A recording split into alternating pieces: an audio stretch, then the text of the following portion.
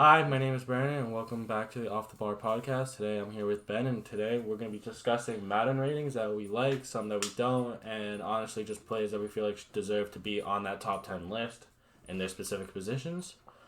I think we're going to start with quarterbacks.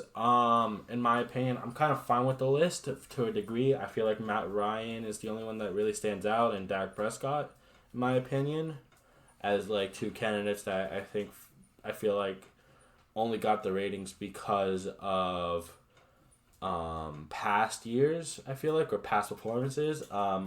Matt Ryan did have a good year, in my opinion, but I just feel like given that Atlanta's no longer that team that I feel like is a playoff contender anymore, I just don't see it.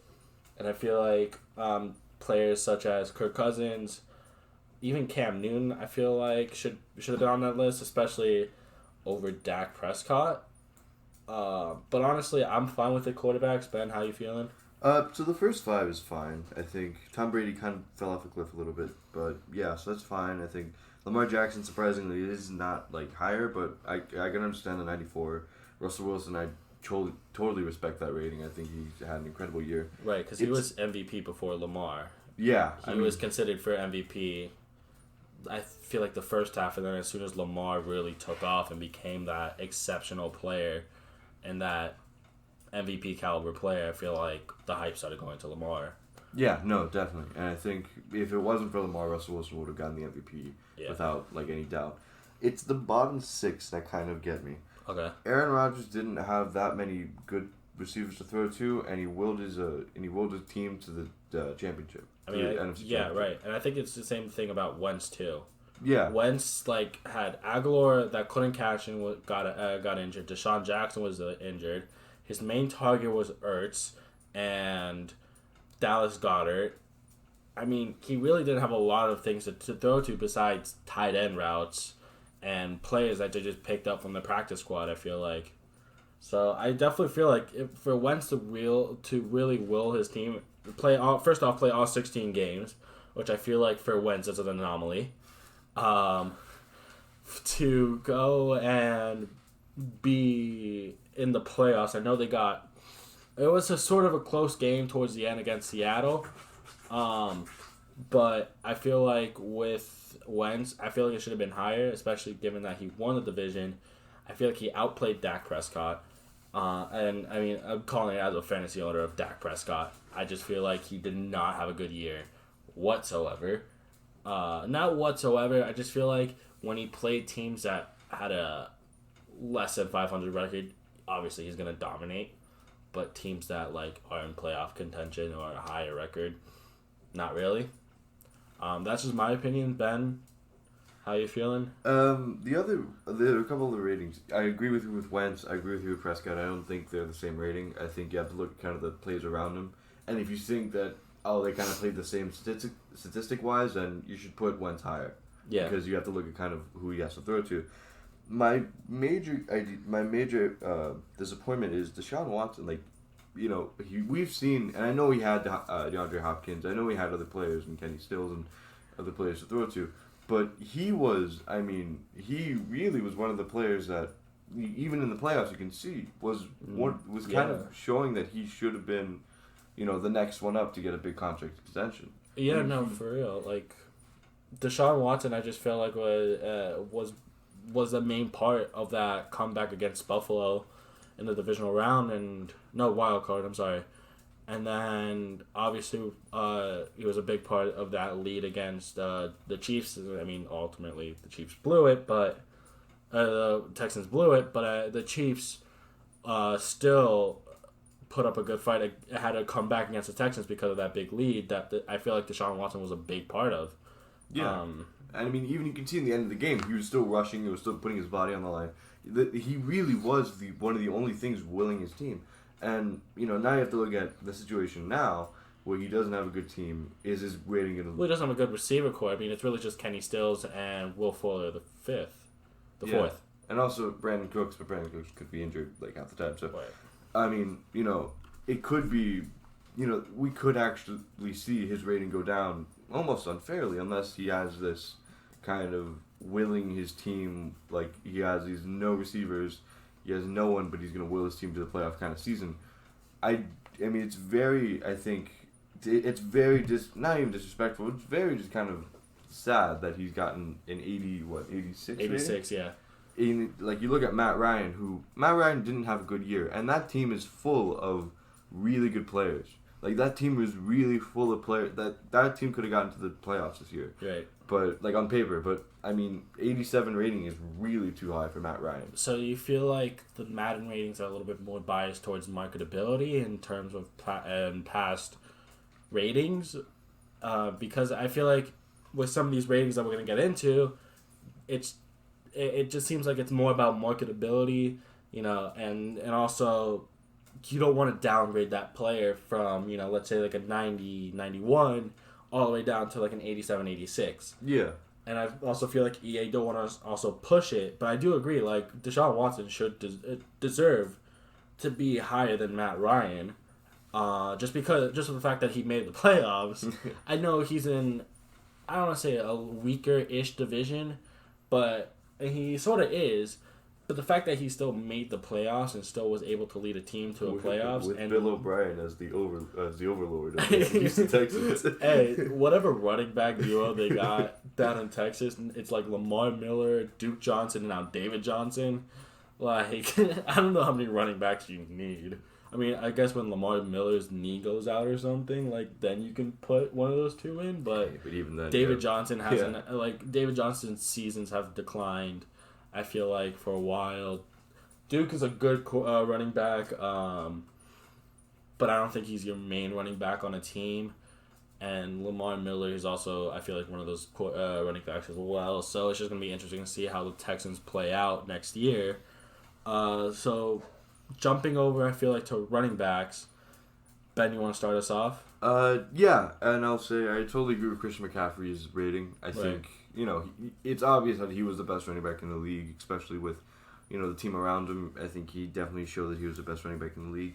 I was kind of surprised Joe Mixon got an upgrade just because of how bad the Bengals were this year. I know you can't look at, like, records for ratings, but, I mean, there's so much someone can do, and I don't think he had that productive of a season when you're looking at they only won, right. And I feel like still being over Kamara, I feel like Kamara, if you're looking at based on record and all that kind of stuff, I feel like statistically Kamara probably had the better season. I'm not, like, looking at the stats right now in front of me, but I just feel like, again, and maybe this just proves my point about marketability, Kamara is on the Saints, team that made the playoffs, team that I think a lot of people expected to try to push for a Super Bowl spot. I still feel like he had a good year, Kamara. Does Joe Mixon deserve to be ahead of him? Maybe stat wise, and maybe that's how they're doing it for that. But I just feel like Kamara definitely deserves to be a higher overall. What else, Ben? What do you think? Final thing I have to talk about the running backs is Derrick Henry. There's no way the rushing leader only is a 93 overall. Right. You look at his dominance. I know he had a poor couple of first seasons because coming out of Alabama, and I've said this before in the last podcast, coming out of Alabama, this was supposed to be the next big running back. But you look at the past 2 seasons, he's been so more consistent. He's been better. He's been arguably one of the best, arguably top 5 best running backs in the league. He's genuinely, and if you look at kind of the last couple of games, the only reason why the Chiefs were able to hold the Tennessee Titans to 10 points away was because they held Derrick Henry. And you're not going to ask Ryan Tannehill to lead your team because, right. I mean, Ryan Tannehill's not the best quarterback. He did towards the end, and so let's just jump back to quarterbacks here for a second. Does Ryan Tannehill go ahead of Dak? Or because we think Dak doesn't deserve that 84 rating or doesn't deserve to be on par with Wentz, does Ryan Tannehill now get into that conversation as well? Well, I mean, you have to look at it this way. Was Ryan Tannehill statistically good consistently? Right. At least for the past couple of years. Look, Ryan Tannehill, and we've seen it with our own very eyes, could be the best quarterback in the league at some point and also be the worst. I mean, it's night and day sometimes with him. But I feel like with the variable system, I feel like he fits right in. I mean, it's just really handing the ball off to Derrick Henry, but I mean, he's got more weapons around him than he, I think, ever did with the Dolphins. Yeah. AJ Brown, the two tight ends there, it's like names are slipping. Jonnu Smith. Like, I feel like he has some good weapons around him. Honestly, I'm a little bit tired, so like I really can't think about everyone's names. But do you think he gets into that conversation of maybe he gets into that top 10? Sure, yeah. I think definitely, especially, you look at kind of the season that he's had. He was not starting for the first couple of games. Right. Turns around and kind of turns around and kind of changes the fortunes of the Tennessee Titans. You could make an argument. I mean, he's going to definitely be in the 80s, but, we have to look at kind of if he's going to be this year consistently. Because I think, Ryan Tannehill had his best season under Gase, like the first year under Gase. We went 10-6 was amazing, and he kind of just fell off a cliff. You have to kind of make sure that consistency is paramount in this kind of rating. Right. When you're looking at ratings. So, for my opinion for running backs, I don't have that big of an issue. Again, like I said with Kamara, I feel like he should be higher. Dalvin Cook, in my opinion, I feel like it should be a bit higher, maybe in that conversation to be on par with Zeke and Nick Chubb, who I honestly, in my opinion, have a little bit of an issue with, being a 92 overall. I'm sure he was probably the only productive thing about the Browns last year, besides Myles Garrett's helmet throwing skills. Hey, he didn't throw the helmet. I just whacked.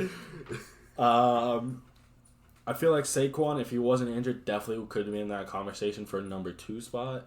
But again, I think a 91 is fair. Josh Jacobs had a great year with the Raiders. Again, probably was the only productive thing about the Raiders last year. So that's probably why he got high. I feel like Joe Mixon's the same way. I don't have an issue with Joe Mixon. I feel like he is a great running back, in my opinion. And I do feel like it's still a bit of a marketability thing with Joe Mixon because the Bengals obviously have Burrow, and now it's, trying to make the Bengals, seem like a good team or seem like they improved overall from Madden 20 to Madden 21, if that makes sense. Yeah.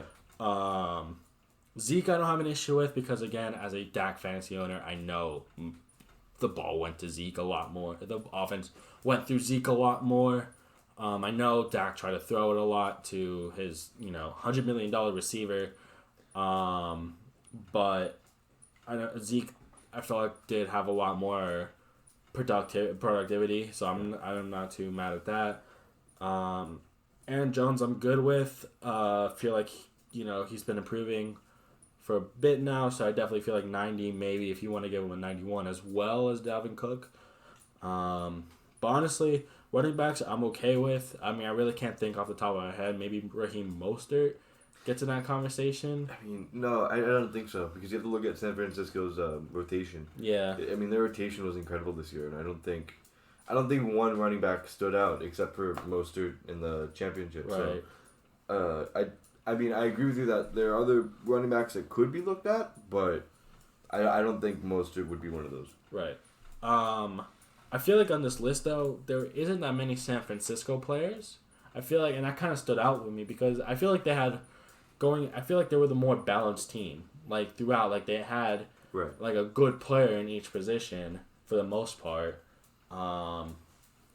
That's definitely, I feel like, a thing I feel like it's a common theme, but I guess we'll just keep moving on. And so next we're going to do pass rushers. We're going to switch over to the defensive side. I'm just going to say this about pass rushers. I don't have that big of an issue. The only thing I would have liked to have seen was maybe TJ Watt. I'm kind of like, I don't know. In my opinion, I feel like he did well for the Steelers this year. I definitely think because the Steelers defense did put him in title contention, or not title contention, playoff contention to a degree. I feel like he definitely probably maybe. I mean, he probably is a high 80 and it starts at 92, so maybe that's why he didn't get in. So if he was an 89, 88, I wouldn't be too upset. To be honest, though, not too upset about any of these. Calais Campbell, I feel like, had a really good year with the Jaguars before getting traded to the Ravens. Myles Garrett, I can understand why he's only on 93. Like, he still had a great year, but then the suspension because of the helmet and all that. Von Miller still killing it on a 97. I'm not too bad. Fletcher Cox as well. Chris Jones, who's still signed an extension. Do you feel like he should be higher? He's only at 92 right now. I mean, yeah, you can look at it like as an extension. He played really well. He played really well this year. I mean, look, the defensive side wasn't Kansas City's strength. Right. But you can see, especially in the playoffs, they started to really pick up momentum. You know, not only him, but the likes of Sorensen and Tyrann Mathieu played incredibly well. So you can kind of argue that point. I think he could be a little bit higher. I don't think he's on the level of Fletcher Cox. I think Fletcher Cox had an amazing year. Right. But I think, he can definitely argue that he should be higher. Okay. Any other ratings that you feel like was good, is bad? Just from kind of a perspective that I'm looking at with J.J. Watt, right? I think he should be 99. And I'm you gonna feel like there you, should be 2 99s for pass rusher. And no, and I'll explain to you, because he was injured and he missed 5 games, was something that a lot of people thought. I don't know 5 games, but he missed like half the season. He missed a right. Good he was expected to be out for the rest of the season. He turns around and he was one of the main reasons why the Texans made that comeback against the Bills. Right. He was. I mean, sure, the defense wasn't the best against the Chiefs, but he already had a very productive season before that. Turns around, has an incredible game against the Bills, and I think really that should have just willed him just a little bit more. Right. I'm sure Aaron Donald, like I'm 100% behind Aaron Donald being a 99 for like the 4th year in a row. Yeah. But he's always been like the best offensive player in the league for like a while now. Yeah. So, but besides, like, to me, I think J.J. Watt could have been up there. I want to like kind of really quickly talk about Chandler Jones. I like that he quietly had like the best. I think it's 16.5 sacks. Yeah. Which is incredible. I mean, he was on the Cardinals. He really definitely carried that not Carolina, that Cardinals defense. I mean, I feel like with Aaron Donald, I think it's obviously going to be a 99. I mean, when you train with knives, I feel like with like barely any pads, I feel like you just deserve a 99. Yeah. That was Chuck Norris style training. Like I don't know, like what's next? He's gonna pull out like a katana, just like like that's how he's gonna like train next. He's gonna bring one of the characters from Dragon Ball Z to start shooting shit at him. You just imagine Goku just like firing blasts at him in the background. I definitely see that happening. Fucking Naruto just like throwing shuriken or some shit like that. Yeah, like that would just be funny. Yeah. Anything else for pass rushers? We're good. Yeah, pass rushers are fine. All right, cool. So safeties, I feel like we both agree. Yeah. There's one that we were talking about, and it hurts me as a Dolphins fan, but it's one that we're talking about that really kind of stands out to me. Minkah Fitzpatrick was one of the main cogs in the Steelers' turnaround. For the past couple of years, that was the one thing that kind of held them down, especially when they had Antonio Brown, Juju Smith-Schuster, and Le'Veon Bell, who I'm not surprised got left off the list because he plays for the Jets. But I think, personally, Minkah Fitzpatrick, especially looking at kind of the ratings, especially about that bottom half, I'm very surprised that he was not on that list. So do you feel like he's an 88 and is tied with Micah Hyde and Earl Thomas? I think he had a better year than Earl Thomas. You think so? Yeah. I think... Even after the orgy with his brother. hey, you can't blame this. No, but like I think he had a better year than Earl Thomas, just from the impact standpoint. Right. Like, you look at kind of, and I hate to switch this to soccer, but you look at kind of like the impact that someone like a Bruno Fernandes has had. Right. You're going to have to base some of the rating off of that. Right. Because, like... No, for sure, but I feel like, it was a Dolphins, he still was a low 80, so I think it goes back to that point. I don't think it's so much of the marketability. I feel like, can we give this player a high overall jump? You know what I mean? Can we give him a +6, +7? Or are we just are we going to give him a +3 to start, and then throughout the season, jump him up? Yeah. If he performs well, right? I mean, that's why they always have roster updates and rating updates. Yeah. So safeties, I'm okay with. Harrison Smith, obviously, is probably number one. I feel like, again, just killing it for the Vikings. Tyrann Mathieu had a comeback year. Yeah, I think there could be an argument for Tyrann Mathieu, but I think Harrison Smith probably. Jamal Adams, depending on what team he plays for, You know, is it going to be the Jets? Is it going to be another team that trades for him? Definitely feel like is still good overall. Devin McCourty killing it at his age. And honestly, I think one guy stands out with me is Darren James.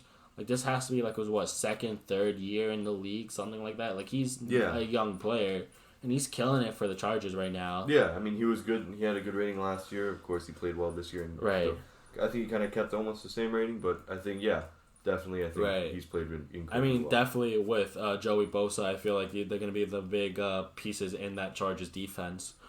So let's switch over to another part of the defense, the corners. I'll start. I don't have that much of an issue. Not gonna lie, I might have liked to have seen Xavier and Howard because I feel like I know it's the Dolphins, and I know it's like the Dolphins are still tanking, or like now they have Tua. Are they like now gonna start that process of building up a team? And I think obviously they are, especially with Brian Flores. Byron Jones gets in there, which is fine. I mean, he had played great for the Cowboys. I know, like, only having like one interception. But you also have to look at like kind of the pass completion when it's thrown his way. And it's way down. I mean, it's not like, you know, he's the highest paid cornerback for just being good. I mean, he's played incredibly well. Right.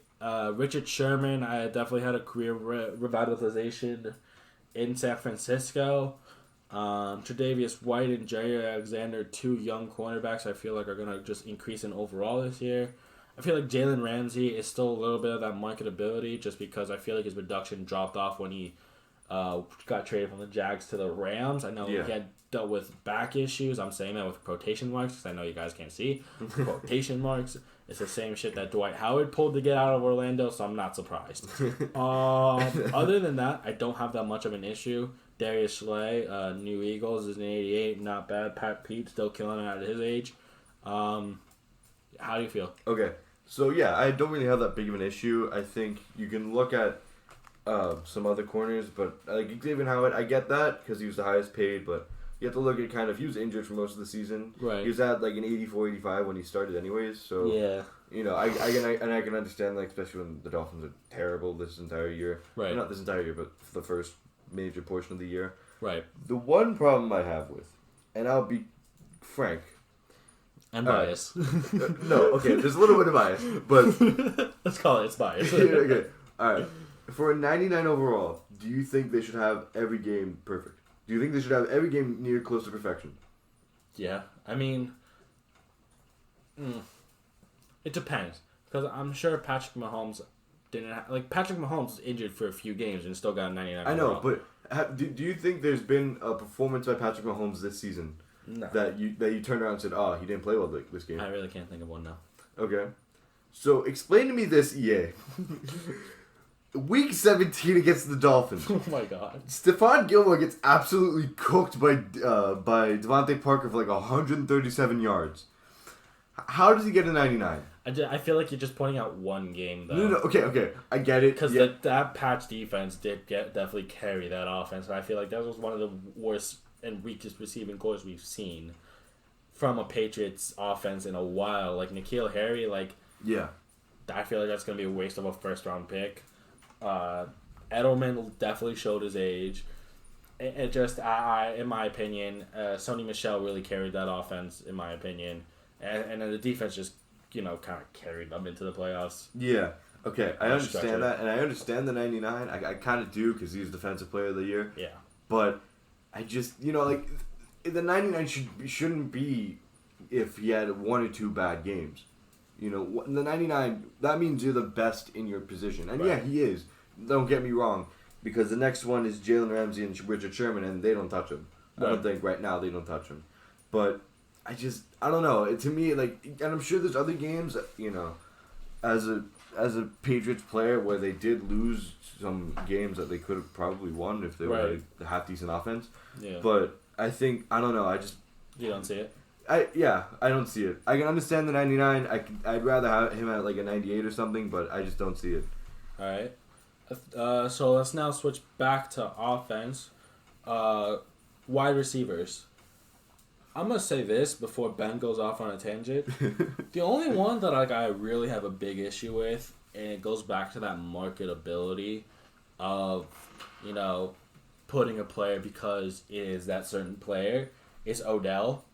And I understand they don't want to drop him off that big, but, only having a 1-2 touchdown year, I don't even think he cracked 1,000 yards. Mm. I get it, he was on the Browns, and Freddie Kitchens' offense sucked, and Baker, sophomore slump, we can chuck it up to. Yeah. I guess. I definitely feel like there should have been maybe a discussion for Thielen, Godwin. One of those guys definitely should have maybe cracked that. Keenan Allen, I don't have an issue with. I'm pretty sure that's the Chargers offense. Yeah, right there, the player. Amari Cooper, I still feel like it's a bit of that marketability, but he had a solid year with the Cowboys. Yeah, and now he has helped to kind of lighten the load. Not only he has Michael Gallup, but he also has that other receiver that they drafted. I can't remember. It's really late. Ruggs. Jerry Jeudy. Yeah. I remember. Not Ruggs. He wears a Star of David. Right. Diggs, good luck keeping that rating with Allen throwing you the ball. Mike Evans is going to go up for sure. Tyreek Hill, I feel like Julio definitely killing it at a 97. DeAndre Hopkins at a 98. Is there a debate to have him be on the same level as Michael Thomas? Yes, there is a debate. I know the year before this, where he was undoubtedly the best wide receiver in the game. I know the year before this was incredible, where he didn't drop a pass. He was one of the main outlets to that team. Right. And I know he kind of went down a little bit, but you have to look at the fact that his numbers are still incredible. He still played incredible. And you have to look at the fact that also...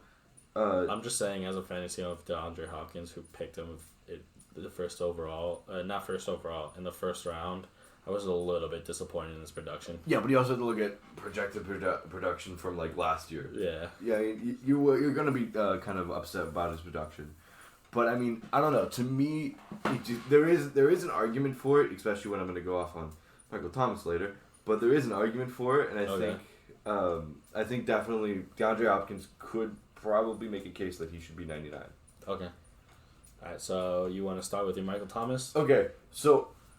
If you take out all short routes to Michael Thomas, he has less than 1,000 yards and less than 10 touchdowns. And I mean, I'm not saying 9 touchdowns and 900 yards. He has close to under 500 and under 3. Under 4 but it's touchdowns. all rack, and that still shows his ability that he's a great receiver. I know, but you have to look at, is he an all-around receiver? Because you have to look at Randy Moss, for example. Sure, the whole idea of throwing it up to him after. Throwing him off after he ran 50 yards is, that's a thing. But you have to look at also, he was able to run across the middle. His route running was incredible. And I think Michael Thomas' route running is incredible as well. That's why he got 99 short route running. But you have to look at also the fact that I don't know if he's that all-around player. Right. And look, he had an incredible year. He's one of the best receivers in the league. And I'm not just saying this because he went after Devontae Parker. But I'm saying this as, someone who... if you take all of those stats into account, you have to look at maybe he isn't that all-around receiver that he's kind of looked at as. Right. So do you want to chalk it up to, you think it could be marketability because of it? I mean, sure, yeah. You can look at his marketability. Of course, I mean, again, they're going to look at stats, and the stats are really good. But you look at marketability, you also look at he's on a team with a first ballot Hall of Famer. Right. A really good running back. Right. You can argue, but a first ballot Hall of Famer coach. Mm-hmm. He's on a team with a really good system. I mean, of course, he's gonna get those good numbers. So yeah, I think he's a great receiver. I'm never gonna doubt that. Right. But I think there could be an argument that DeAndre Hopkins should be rated higher. Right. So I think the final position, which I know came out today, when we're recording this. The tight end position, and I feel like a lot of people, there was a bit of controversy with this one, especially with Gronkowski. Before we get into Gronk, I just want to say I kind of agree with the ratings. I honestly, I don't have an issue with any of them. Again, there's definitely room for improvement for some guys. Cough, John Smith, cough. Yeah, that's biased. Shut up. Definitely feel like it's all fine. Maybe Zach Ertz kind of maybe 91, 92, but I know it's a bit pushing it. Yeah. A bit of a drop off, but I can understand that kind of notion. But Gronk, like, after not playing a year, that definitely has to be chalk up to it's Gronkowski. Yeah. It's Gronk. He used to be one of the best tight ends in the league. You know. I mean, he's an NFL 100. He's a first ballot whenever he gets called. No, and for sure, but I just feel like a 95. Yeah. I know it's because it's Gronk, and trust me, I feel like he still deserves to be over Ertz, but a 95, like maybe a 92, 93. Yeah. I mean, there's radicals, I think, on both sides of this when you look at, oh, well, he hasn't played in the league for a year. We don't know how good he is. He should be in the mid-80s. Oh, and then there's other people, like, it's only been a year. He should still be up there when he was, like, incredible. Right. We don't know how good he's going to be. We don't know how bad he's going to be. Right. And I think also you have to look at the fact of he was, like, at the end of his kind of tenure, he was not Gronk. He was just a blocking tight end at that point. He really wasn't used as a... If he was used as a receiver, it was for end zone purposes. Yeah, he was used as the best safety in the game.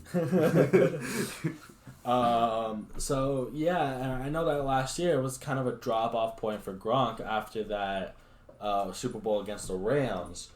But I get it. It's Gronk, but I just feel like a 95 is still a little bit pushing it for me.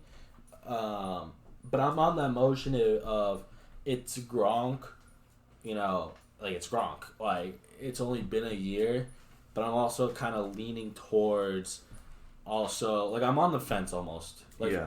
I get it why they gave him a 95, but at the same time, I'm a little bit iffy over it just because of his last year with the Patriots and, him missing a year. Like, I'm a bit on the fence. Yeah, definitely. And I think I think, George Kittle especially is miles ahead of Gronkowski just because of the year, and I think he's miles ahead of almost every tight end. Right. And no, he's had a monster year. Yeah, I mean, the dude's unstoppable. Like, the dude, like, the one, like, play to encapsulate him is the play against the Saints where 3 players tried to tackle him. They had to foul him to tackle him. I mean, I think he could have been argued to make the 99 club. But I don't know about Gronkowski. I think you can argue in the 90s. I can understand that. But I don't, like, what, he has a 94? 95. 95. Yeah, no, I don't know. Okay. I don't believe it. Anything else you want to add before we call it? One more thing. The team ratings, I believe, came out. Okay. I want to talk really quickly, and I want to say this in kind of the most unbiased way possible. Yeah. There's no way the Dolphins are the worst team in the league still. There's no way. I'm sorry. The Cincinnati Bengals are even with Joe Burrow, and look, Joe Burrow can be an incredible player. We don't know yet, but I definitely feel like there are teams that definitely didn't have as well of an offseason as the Dolphins had. I mean, I feel like they had a great draft. They had a good offseason where they spent. They didn't.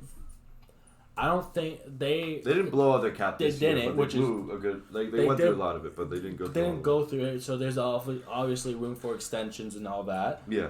The Bengals, again, I feel like it's because it's the Burrow. It's because of Burrow. I think it's the same thing when you look in the NBA. Why are the Pelicans favored over the Heat? Because of Zion. Yeah. Because of this generational talent, which I don't blame a team doing. I don't blame EA doing. But and I get it. It's annoying. I feel like the Jets probably maybe deserve that worst spot. I think the only thing that's holding the Jets is the fact that they still they're not gonna have him by the season. They're still gonna have Jamal Adams on the team. They still have Le'Veon Bell. They still have kind of high-rated players. Right. But you look at the back end of Miami's season. They beat not only the Philadelphia Eagles, they beat the Colts, who were pretty good at the time. If they would have had Jacoby Brissett, that would have been probably a more competitive game. Yeah. And they also beat the Patriots at Foxborough. Now I know that's not the biggest thing to say. Like, if it was a couple years ago and Miami had beaten the Patriots at Foxborough, that would have been a miracle. Right. But I think genuinely, you have to look at kind of the improvement Miami had. Right. Especially with not only just you look at players like Mike Gesicki and Devontae Parker and even rotation players like Eric Rowe that they had. I think played incredibly well. Christian Wilkins, their defensive tackle that they got in the first round, I think that he played incredibly well at the back end of the season. I don't know. It kind of bugs me. I know it's kind of like coming from bias, but you look at other teams that had even worse years, like not even statistically, like even worse years than the Dolphins, and I don't see it. I really truly don't. Right. And I think that's really the only thing for me. And if we're gonna call it, I want to just acknowledge one thing. Okay. Justin Herbert has a lower rating than Jordan Love. I'm not upset about that because I don't like Justin. I don't like Justin Herbert. I'm glad we drafted Tua. Justin Herbert has a lower rating than Jordan Love, who is considered a project, and is going to sit behind Rodgers the next couple of years. Which is, I mean, it was a terrible draft pick, but yeah, but it's not like Herbert's starting either. Yeah, no, definitely. But I mean, it's like I think the only one of their quarterbacks that is really going to start is Burrow. Yeah, because it's Cincinnati. They need someone like they can't just throw their punter on as their. Yeah, right. But I mean, I just like I know we're gonna call it in a little bit, but I just wanted to say that because I thought that was hilarious when I saw it. I saw that. I thought it was hilarious. No love for Jalen Hurts, which I'm kind of upset about. I thought Jalen Hurts had an incredible year, but you know, of course, he got drafted later, and he got drafted to a team that doesn't need him. But I think they don't need him. It's when Wentz gets injured. I feel like it's always been when Wentz gets injured. I know he played 16 games. But he got injured in the playoffs by a concussion. He got injured. He hasn't won a playoff game, and that's funny because on the team, they went to almost making the championship in Foles' second year, and then winning the Super Bowl. But yeah, I can understand what you're saying, and I think we'll get into that later when we talk about the NFL and predictions and stuff like that. Right. But I think I just wanted to say that I think Jalen Hurts had a pretty good year, and not pretty good. I mean, he was in for the Heisman, so he had a very good year. And I think he could have been rated a little bit higher, but I just wanted to point out that Jordan Love, who's considered a project, who's considered going to be sitting for the next 3 to 4 years, especially with Aaron Rodgers' contract, has a higher rating than Justin Herbert, who is probably going to play not going to play next year, but the year after. Right. So I think that's it. Yeah, I think that's about it. I hope you guys enjoyed. If you have any disputes, do you think we're right? Do you think we're wrong in some aspects? Let us know in the comment section down below. Don't forget to like and subscribe, and check us out on Instagram and Twitter, which is also going to be in the links down below. And yeah, I hope you guys have a good day and stay safe out there. Thank you all.